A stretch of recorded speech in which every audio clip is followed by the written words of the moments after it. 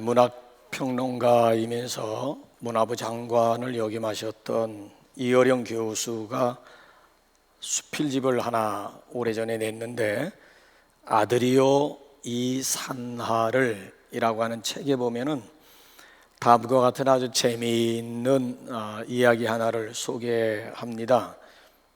이 교수가 어린 시절 자라난 그 동네에는 아주 넉넉한 수염을 기른 할아버지 한 분이 계셨더랍니다.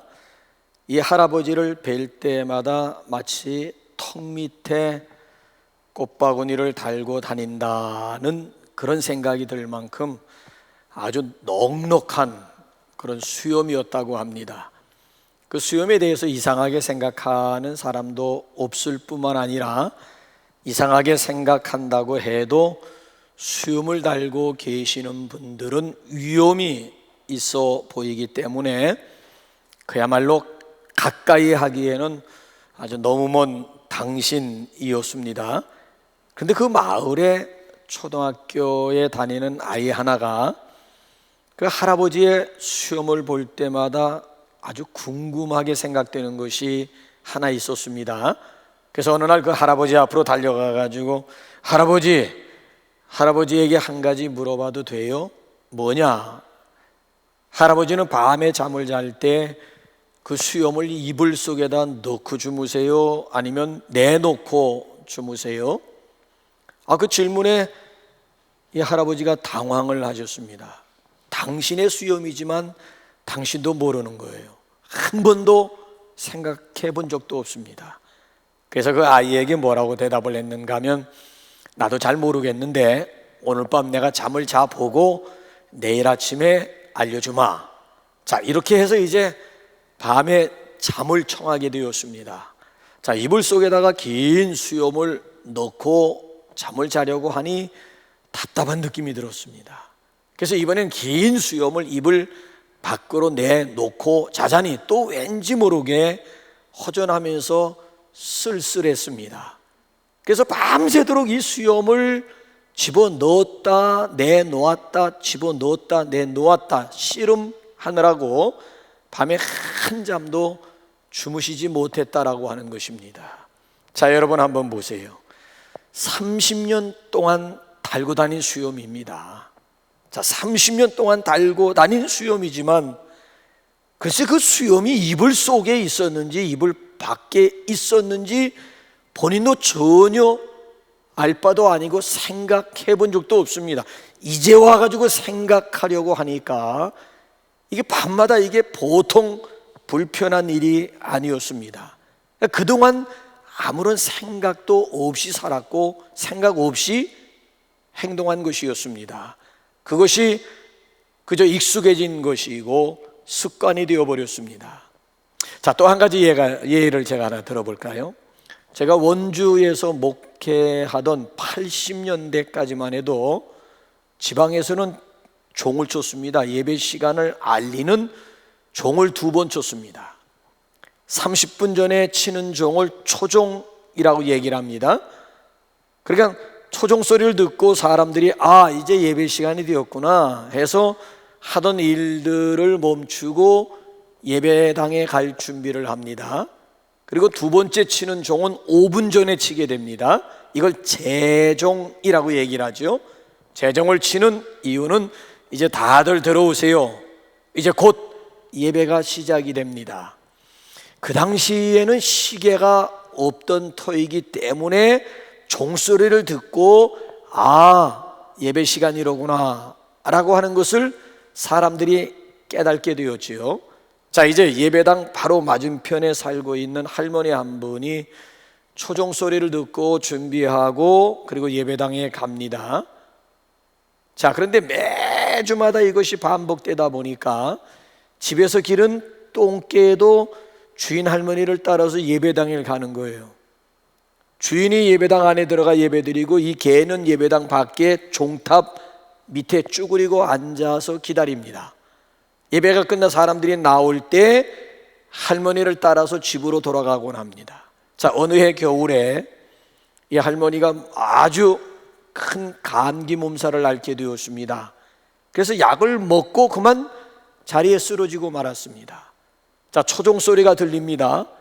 그랬더니만 이 개가 낑낑거리면서 다급하게 막 문 밖에서 왔다 갔다 계속 끙끙거리면서 왔다 갔다 합니다. 자, 드디어 이제 재종 소리가 들리니까 이 개가 안 되겠던지 혼자 예배당으로 가더랍니다. 그래가지고 종탑 밑에 쭈그리고 앉아 있어요. 사람들이 예배 끝나고 나오는 모습을 보면서 집으로 돌아왔습니다. 자, 이제 제가 여러분들에게 질문 하나 드리고 싶어요.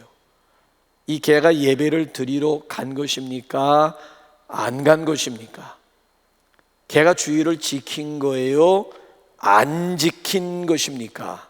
자, 이를 두고 사람들은 관성의 법칙이다, 똑같은 행위를 계속 반복하다 보게 되면 그대로 굳어버린다라고 하는 얘기를 해요. 이를 두고 습관이다 또는 타성이라는 그런 얘기를 합니다. 그러니까 마음에나 중심에는 없고 기계적인 행동만, 기계적인 행위만 반복되고 있을 따름이에요. 우리가 신앙생활하면서 가장 경계해야 할 무서운 적이 있다면 그것이 바로 타성, 매너리즘에 빠진다는 것입니다. 자, 기계적인 행동은 있는데 중심이 없는 거예요. 마음이 없는 거예요. 기대감이 없는 거예요. 사모함이 없는 거예요. 아니면 열정이 사라지고 말았습니다. 그저 단순히 습관에 따라서 움직이는 거예요. 우리가 부부끼리 살다 보게 되면 가끔 이런 말을 하고 이런 말을 들을 때가 있지 않습니까? 말로만. 분명히 남편이 아내를 향해서 여보 사랑해 했는데 그 말이 전혀 진정성이 없는 거예요. 분명히 사랑해라고 얘기를 했는데 전혀 진정성 있게 들려지지가 않는 거예요. 그래서 말로만이라고 이제 얘기를 합니다. 자, 예수님은 오늘 여기 본문 말씀을 보게 되면 이사야 선지자 또는 이사야 선지서의 말을 인용하면서 똑같은 말씀을 하신 거예요. 자, 우리 한번 확인 한번 해볼까요? 오늘 8절 한번 볼까요? 8절 시작. 이 백성이 입술로는 나를 공경하되 마음은 내게서 멀도다. 입술로는 분명히 사랑합니다 라고 고백을 했는데 진정성이 없는 거예요. 마음에도 없는 말이에요. 그저 단순히 사람들의 가르침대로 입술에 붙은 말뿐입니다. 형식적인 신앙말입니다. 자, 어떤 청년이 주일도 아닌데 평일날 퇴근하면서 예배당에 들려서 기도하고 그리고 돌아갑니다. 어느 날 목사님이 우연히 그 광경을 보게 되었습니다. 목사님이 생각할 때 너무 기특한 거야. 주일도 아닌데 평일날 젊은이가 퇴근하면서 예배당에 들어가서 기도하고 돌아가곤 한단 말이에요. 그래서 그날에는 목사님이 그 청년을 특별히 좀 격려해 주고 싶었습니다. 그래서 기도가 끝날 때까지 예배당 밖에서 기다렸습니다. 한참 후에 이 청년이 나옵니다. 그래서 등을 두드려 주면서 아유 고맙구만, 기특하구만. 오늘은 하나님 앞에 무슨 회개를 했노? 했더니만 그 청년이 정색을 하면서 아니 회개라니요 목사님? 무슨 회개요? 아니 조금 전에 자네가 예배당에 들어가서 손을 들고 하나님 저는 죄인입니다. 저의 죄를 용서해 주세요. 저를 긍휼히 여겨주세요. 불쌍히 여겨주세요 하면서 회개하면서 기도하지 않았나? 그랬더니 그 청년이 그거요? 예배당에 들어가면 의뢰이 그렇게 하는 것 아닌가요? 라고 반문을 하더랍니다. 그러니까 이 청년은 기도의 공식을 알고 있어요. A, C, T, S.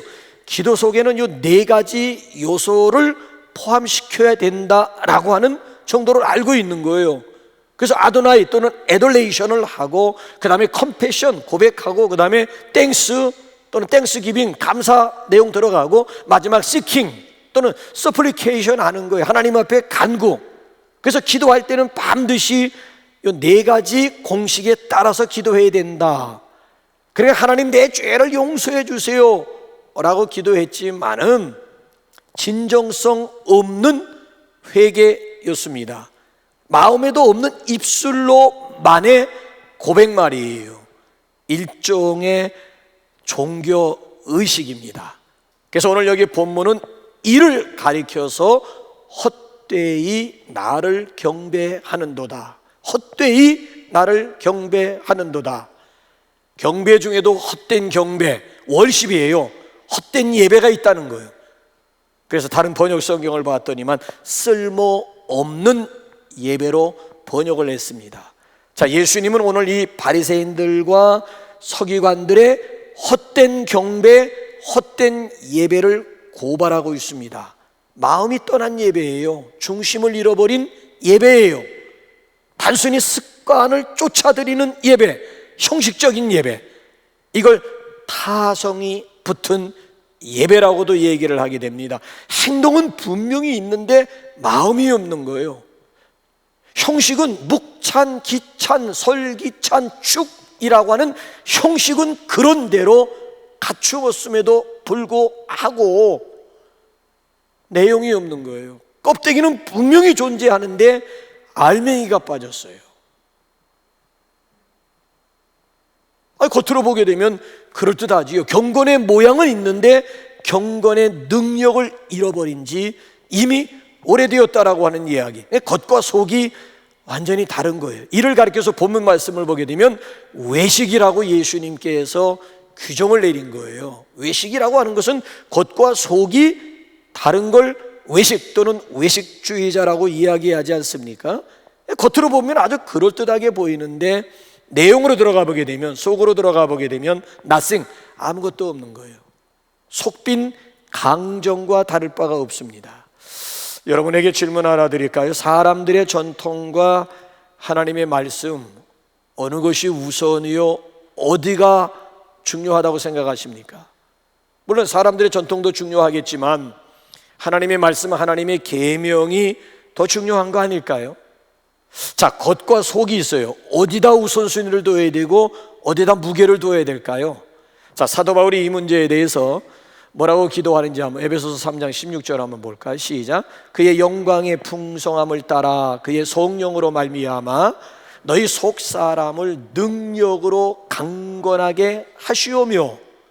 자, 1장에서 에베소 교인들을 위해서 1차 기도하고 3장으로 넘어와서 에베소 교인들을 위해서 2차 중보 기도하는 내용 중에 하나가 뭔가 하면 에베소 교인들의 겉사람의 건강 이전에 먼저 저들의 속 사람의 건강을 위해서 기도하고 있는 바울의 모습이에요. 자, 중요한 것은 겉사람이 중요한 것이 아니라 속사람이 중요하다는 얘기예요. 자, 그럼에도 불구하고 사람들은 여전히 속사람보다는 겉사람에 관심이 많다라고 하는 얘기예요. 하나님 앞에 예배를 드릴 때에도 중심을 보시는 하나님보다 사람들을 의식하는 경우가 얼마나 많은지 몰라요. 속사람보다는 겉사람에 무게를 둔다라고 하는 얘기지요. 자, 오늘 여기서 본문 말씀 보게 되면 그 대표적인 케이스를 우리에게 소개하고 있지요. 자, 예수님께서는 유대인들의 전통을 건드리셨어요. 자, 그 전통이 뭔가 하면 두 가지 전통을 소개하는데 첫째가 장로들의 전통입니다. 자, 이 장로들의 전통이 뭐가 있는지 한번 2절 한번 확인 한번 해볼까요? 시작. 당신의 제자들이 어찌하여 장로들의 전통을 범하나이까? 떡 먹을 때에 손을 씻지 아니하나이다. 그러니까 유대인들은 손을 씻지 않으면 음식을 먹지 않습니다. 반드시 손을 씻고야 음식을 먹습니다. 근데 예수님의 제자들을 보니까 손도 씻지 않고 빵을 뜯어 먹고 그리고 음식을 먹고 있는단 말이에요. 그래서 공개적으로 지금 여기 보면 공격하고 있는 내용이에요. 어찌하여 당신의 제자들은 장로들의 전통을 범합니까? 라고 노골적으로 지금 공격하고 있는 내용이에요. 여러분, 여기서 우리가 분명히 알아야 되는 것은 예수님의 관심사는, 지금 예수님이 중요하게 생각하고 있는 것은 이건 손의 문제가 아니라는 거야. 이건 마음의 문제라는 거야. 입으로 음식이 들어가는 입술의 문제도 아니고 이거는 마음의 문제라고 하는 거예요.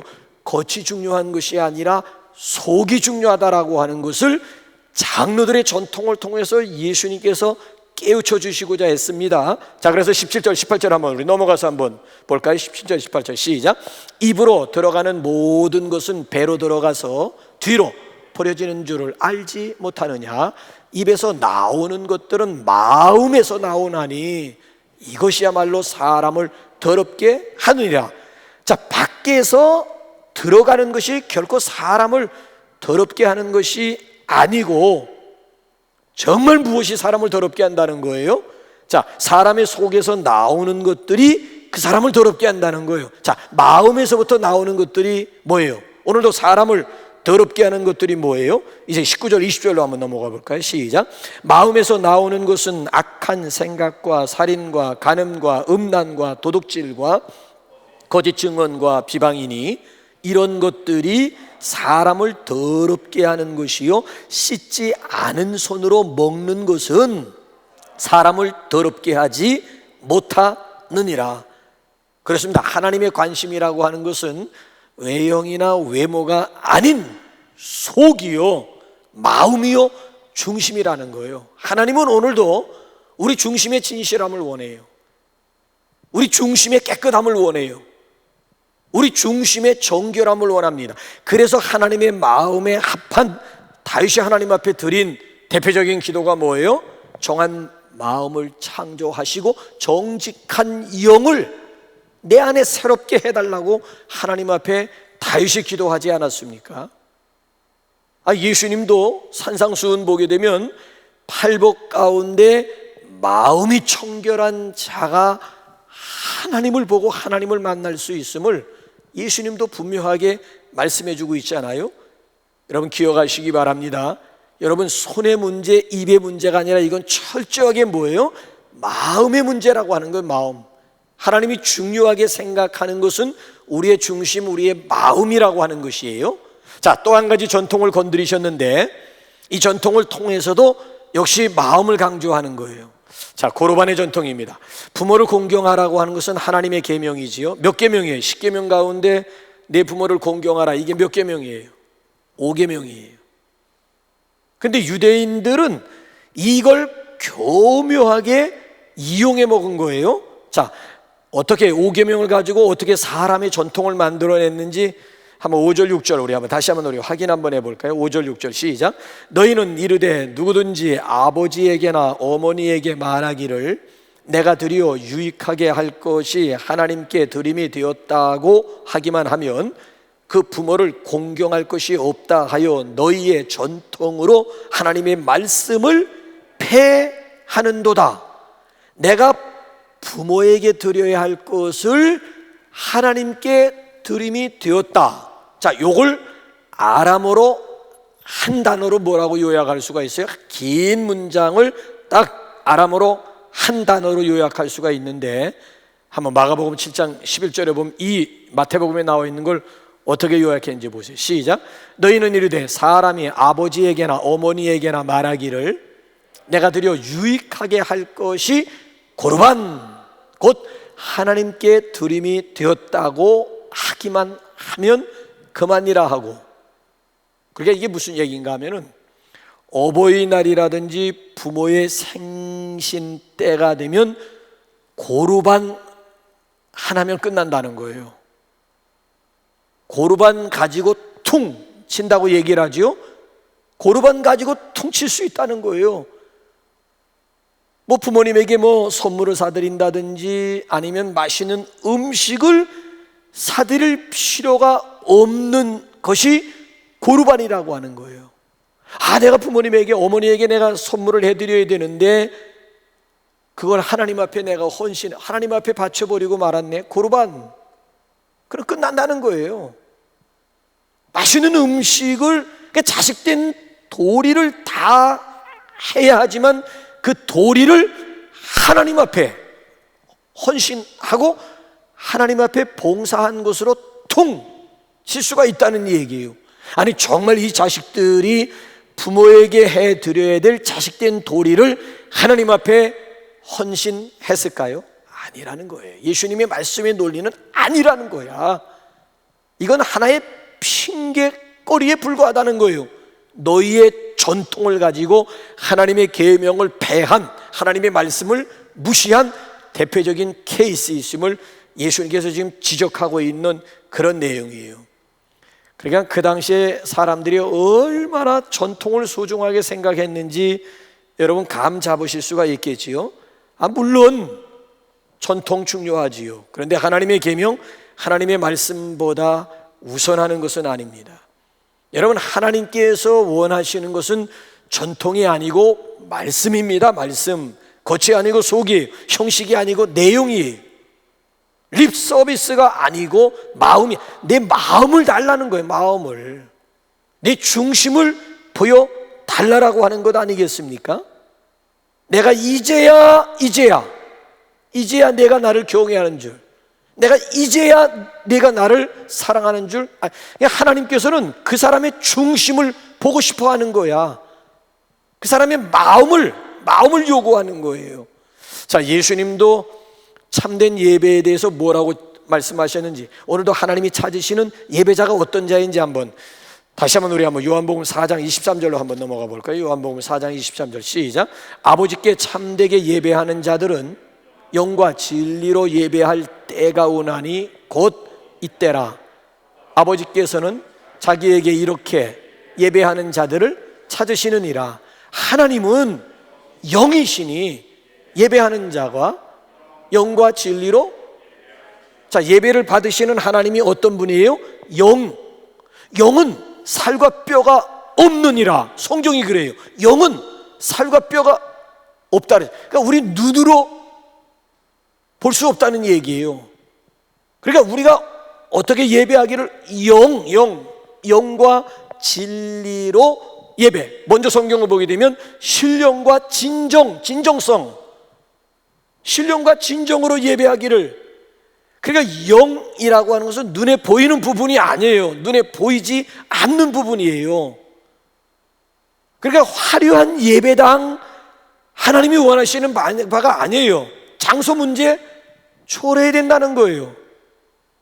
그리심산도 아니고 예루살렘 성도 아니라는 거예요. 그러니까 눈에 보이는 화려한 성전, 화려한 예배당도 아니고 눈에 보이는 장소, 그리심 장소냐, 예루살렘 성전, 예루살렘 성이냐, 이 문제를 초월하죠. 왜? 우리가 믿는 하나님, 예배를 받으시는 하나님은 영, 눈에 보이지 않는 영이신 하나님임을 여기서 분명하게 강조해주고 있는 그런 내용이에요. 겉의 문제가 아니라는 거예요. 이건 속의 문제, 이건 마음의 문제, 이건 중심의 문제입니다. 그러니까 얼마나 내가 정성된 마음으로 준비된 예배를 하나님 앞에 드리느냐에 따라서 가인의 예배가 될 수도 있고 아벨의 예배가 될 수도 있음을 우리에게 말씀하고 있습니다.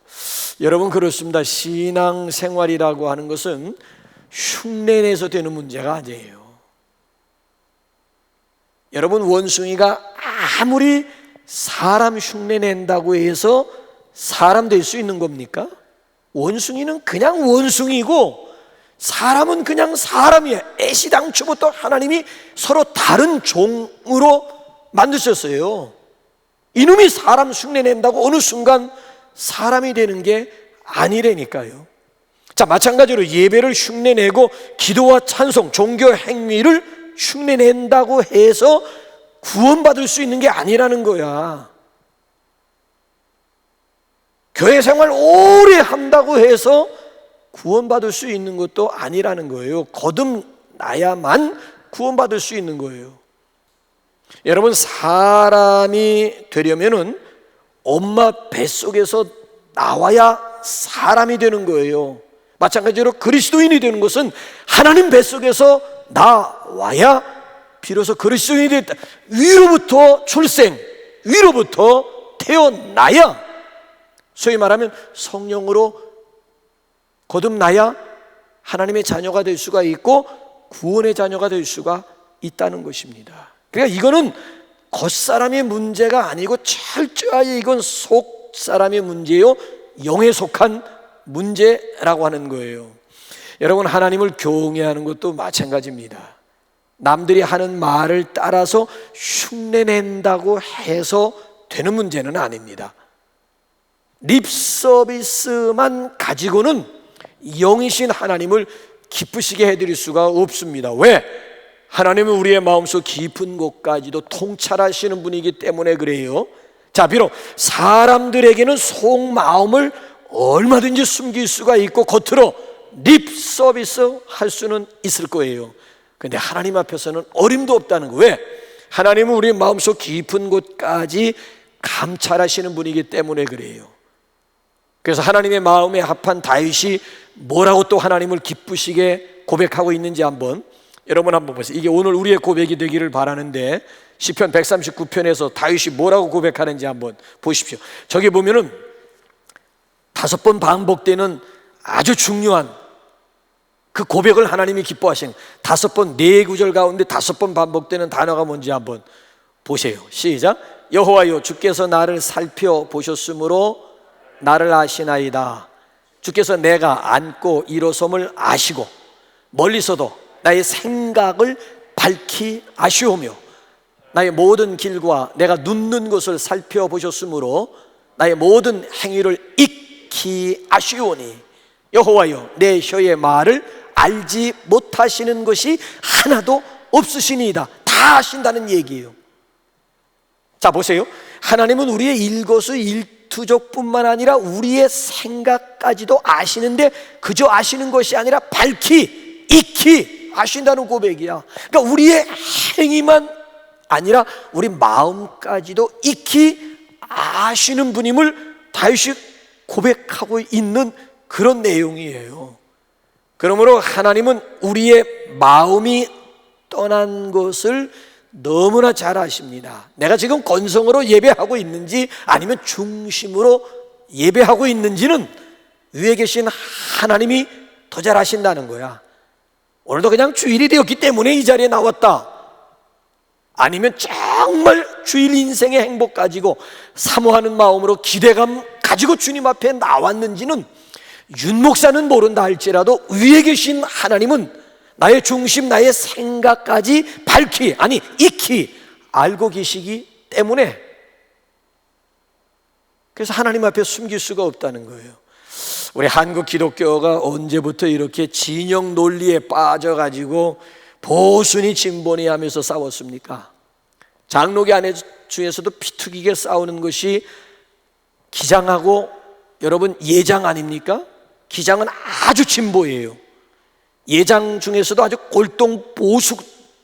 그래서 이 진보와 같은 장로교 안에서도 진보와 보수가 서로 피투기게 싸워요. 저는 여러분들에게 한번 묻고 싶어요. 예수님은 진보일까요? 보수일까요? 예수님은 보수일까요? 예수님은 진보일까요? 그러니까 예수님의 한 면만 보고 보수니 진보니 하면서 저들끼리 다투고 저들끼리 싸우는 거예요. 예수님은 그냥 예수님이야. 예수님은 보수도 아니고 진보도 아니에요. 근데 어떤 진영의 논리를 가지고 어떤 안경을 쓰고 성경을 보느냐에 따라서 예수님이 진보주의자가 될 수도 있고 보수, 근데 사실은 예수님은 진보도 보수도 아닌, 그냥 예수님은 영원부터 영원까지 그저 예수님일 뿐이라고요.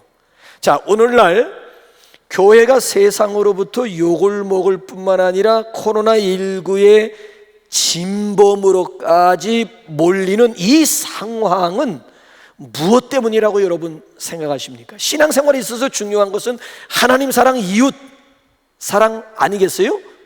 근데 그동안 왜곡된 하나님의 사랑에 빠지다 보니까 상대적으로 이웃 사랑을 놓쳐버렸다라고 하는 이야기예요. 마치 뭐와 같은가 하면은 그동안 우리 인간이 자연에 끼친 피해 때문에 자연으로부터 오늘 보복을 당하고 있듯이, 한번 보세요. 우리가 이웃 사랑을 등한시하면서 우리끼리만의 리그, 우리끼리만의 잔치판을 벌여온 까닭에 이웃으로부터 오늘에 와가지고는 외면을 당하고 결정적인 순간에 이르러서는 몰매를 맞고 있지 않나 싶은 생각이 들어요. 그래서 저도 코로나19를 가지고 정말 why 하나님을 향해서 왜 이런 질문을 수도 없이 드리고 이런 기도를 수도 없이 그러면서 깨닫게 되는 것이 뭔가 하면 이 코로나19라고 하는 것을 통해서 십자가를 회복하라고 하시는 왜곡된 하나님의 사랑에 빠지지 말고 잃어버린 이웃 사랑을 다시 회복하라고 하시는 하나님의 분명한 음성이 코로나19 가운데 들어있지 않나 싶은 그런 깨달음이 드는 거 있지요. 여러분, 회복의 가장 중요한 시작과 기본은 회개에 있습니다. 회개하는 사람이 하나님의 말씀대로 사는 자요, 회개만이 이 땅이 다시 회복될 수 있는 지름길임을 믿습니다. 그래서 우리 지금은 코로나19 시대를 맞이해서 우리 모두가 다 하나님 앞에 엎드릴 때요, 회개할 때인 줄로 믿습니다. 그러면 하나님이 분명히 약속하세요. 역대하 7장 14절에 뭐라고 약속하시는지 한번 보실까요? 시작. 내 이름으로 일컫는 내 백성이 그들의 악한 길에서 떠나 스스로 낮추고 기도하여 내 얼굴 찾으면 내가 하늘에서 듣고 그들의 죄를 사하고 그들의 땅을 고칠지라. 그들의 땅을, 전염병으로 물들어 있는 이 땅을 하나님께서 반드시 고치실 것임을 약속해 주고 있습니다. 그래서 지금은 우리 모두 다 스스로를 낮추고 하나님 앞에 납작이 엎드려 회개해야 할 때인 줄로 믿습니다. 하나님이 우리의 죄를 용서하실 뿐만 아니라 팬데믹 가운데서 이 땅을 하나님께서 치유할 것입니다. 또한 그동안 우리 굳어진 예배 아니었는지, 형식적인 예배 아니었는지, 타성에 빠진 예배는 아니었는지, 열정이라든지 기대감도 없는 주일이니까 예배당에 나오고,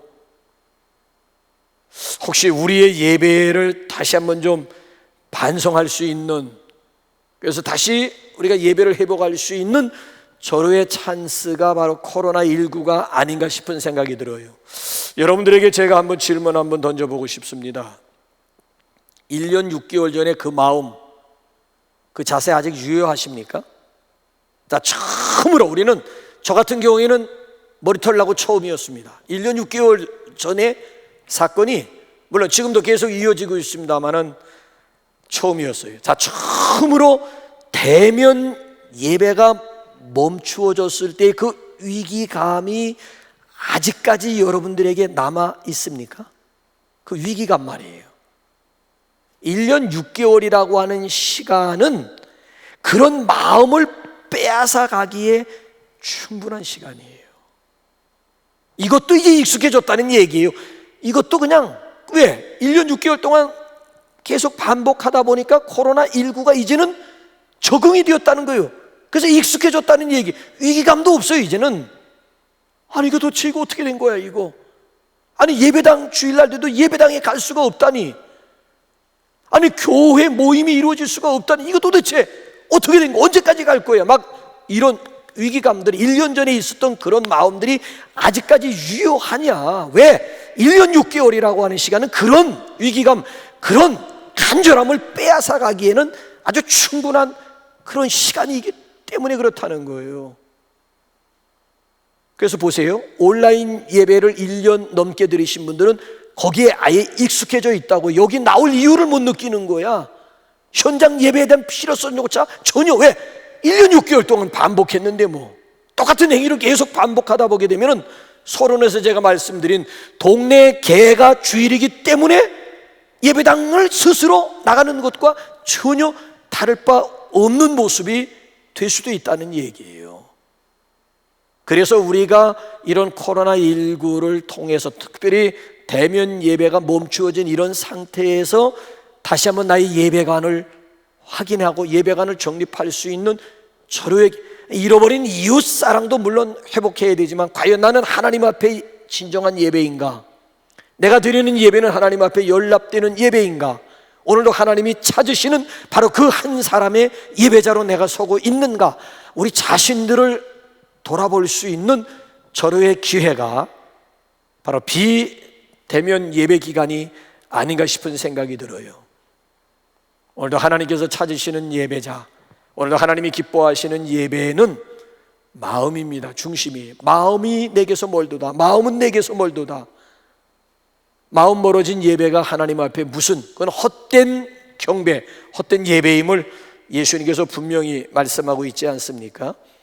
그래서 우리 이 시간 우리 비대면 예배로 지금 온라인상으로 예배드리는 우리 성도님들, 우리 정말 다시 한번 잃어버린 중심 한번 다시 한번 좀 회복할 수 있는, 그래서 마음 담긴 우리 예배를 하나님 앞에 올려드림으로 인해서 여러분 가정 가운데, 여러분 모임 가운데 성령의 기름 부으심, 하나님의 임재가 있는 그런 복된 장소, 복된 시간, 복된 성도들이 되시기를 주님의 이름으로 축복합니다. 우리 시간, 우리 3부